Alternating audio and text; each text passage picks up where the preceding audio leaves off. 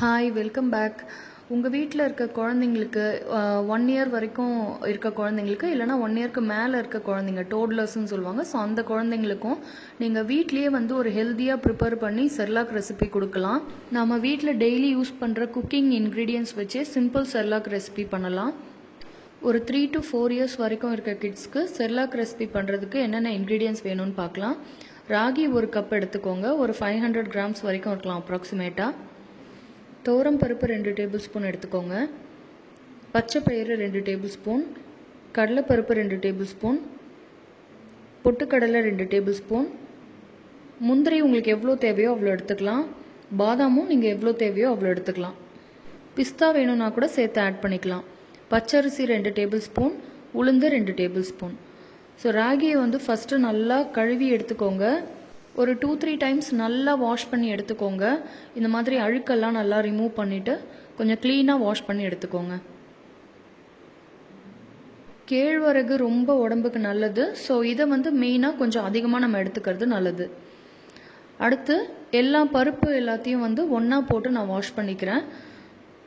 So இந்த மாதிரி ஒரு 2-3 டைம்ஸ் வாஷ் பண்ணிவிட்டு இந்த மாதிரி நல்லா க்ளீனாக வாஷ் பண்ணி எடுத்துக்கோங்க. ஸோ இந்த மாதிரி அரிசி, பச்சரிசி நான் எடுத்திருக்கேன் 2 டேபிள் ஸ்பூன் அளவுக்கு. நீங்கள் வந்து நார்மல் உங்களுக்கு பச்சரிசி இல்லைனா நீங்கள் வீட்டில் சாப்பிட்ற அரிசியும் எடுத்துக்கலாம். ஸோ யூஸ்வலாக வந்து பாதாம் முந்திரி நிறைய பேர் வாஷ் பண்ணாமல் போடுறாங்க. அந்த மாதிரி போடாதீங்க. ஸோ வந்து வாஷ் பண்ணிவிட்டு சின்ன சின்னதாக கூட நம்ம வந்து கட் பண்ணி போட்டு கூட நம்ம காய வச்சுக்கலாம். பட் வாஷ் பண்ணாமல் எதையுமே போடாதீங்க. பொட்டுக்கடலை எல்லாத்தையுமே வந்து நல்லா வாஷ் பண்ணிவிட்டு இந்த மாதிரி ஒரு நல்ல க்ளீனான காட்டன் கிளாத்தில் இந்த மாதிரி நல்லா ஸ்ப்ரெட் பண்ணி விட்டு ஒரு 2 ஹவர்ஸ் அப்படியே விட்டிங்கனாலே அது நல்லா காஞ்சிரும். நீங்கள் வெயிலில் வைக்கணும்னு கூட அவசியம் இல்லை. வீட்டுக்குள்ளாரையே வச்சு நல்லா இந்த மாதிரி நல்லா ஸ்ப்ரெட் பண்ணி விட்டிங்கன்னா நல்லாவே காஞ்சிரும். நல்லா ட்ரை பண்ணி எடுத்ததுக்கப்புறமா ஒரு இன்க்ரீடியண்ட்டாக நம்ம வந்து லோ ஃப்ளேமில் வச்சு வறுத்து எடுத்துக்கலாம். சிம்லேயே வச்சு வருங்க. பருப்பு எல்லாத்தையும் நான் ஒன்றா போட்டு வறுக்கிறேன். உங்களுக்கு ஒன்றா போட்டு வறுக்க வேண்டாம்னா நீங்கள் ஒன்றையும் தனித்தனியாக அலசி காய வச்சுட்டு தனித்தனியாகவே வறுத்து எடுத்துக்கலாம். கொஞ்சம் பொன்னிறமாக மாறுற அளவுக்கு லோ ஃப்ளேமில் வச்சு வறுத்துக்கோங்க. நெக்ஸ்ட்டு பொட்டுக்கடலை, இதை மட்டும் நான் தனியாக வறுத்துக்கிறேன், பருப்போடு சேர்க்கல. இதையுமே நீங்கள் வாஷ் பண்ணிவிட்டு வறுத்துக்கோங்க லோ ஃப்ளேமில் வச்சு. நெக்ஸ்ட்டு பாதாம் முந்திரி 2த்தையும் ஒன்றா சேர்த்து வறுத்துக்கிறேன். நீங்கள் பிஸ்தா வேணும்னா ஆட் பண்ணிக்கலாம். பச்சரிசி இந்த மாதிரி வறுத்துக்கோங்க. எல்லாத்தையும் வறுத்ததுக்கு அப்புறமா சீரகம் ஒரு 2 டேபிள் ஸ்பூன் அளவுக்கு போட்டு சீரகத்தையும் வறுத்து எடுத்துக்கோங்க. செரிமானத்துக்கு நல்லது. ஸோ எல்லாத்தையும் வறுத்ததுக்கப்புறம் இந்த மாதிரி ஒரு பிளேட்டில் ஸ்ப்ரெட் பண்ணி கொஞ்சம் நேரம் ஆற விடுங்க. மிக்ஸி ஜாரில் ஆறின அப்புறமா நல்லா அரைச்சி எடுத்துக்கோங்க.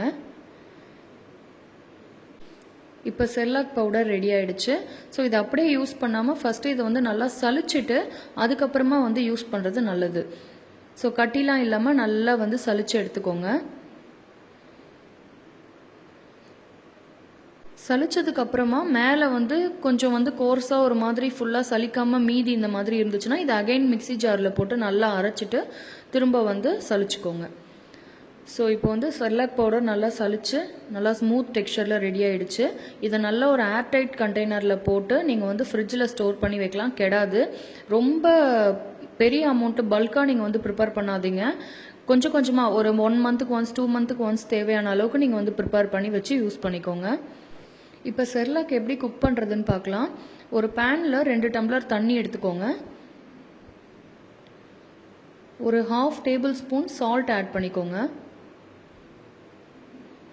சால்ட் ஆட் பண்ணிட்டதுக்கப்புறமா இப்போ 2 டம்ளர் தண்ணியில் நான் 3 டேபிள் ஸ்பூன் வந்து செர்லாக் பவுடர் ஆட் பண்ணுறேன்.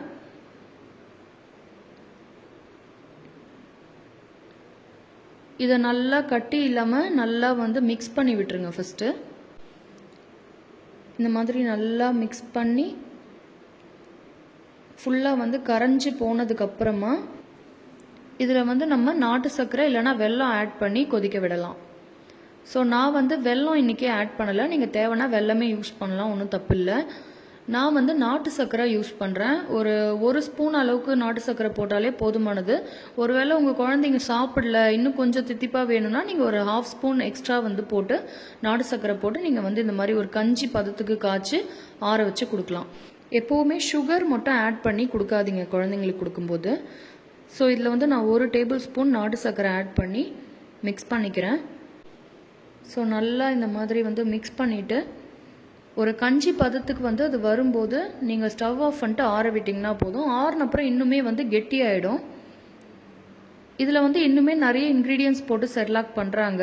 இது வந்து நம்ம ஒரு 4 இயர்ஸ் வரைக்கும் இருக்க குழந்தைங்களுக்கு சிம்பிளான செர்லாக் ரெசிபி இந்த அளவு கொடுத்தாலே போதும். ஸோ இந்த மாதிரி ஒரு கஞ்சி பதத்துக்கு வந்துடுச்சு. ஸோ இப்போ நீங்கள் இதை வந்து ஆற விட்டு நீங்கள் வந்து சர்வ் பண்ணலாம்.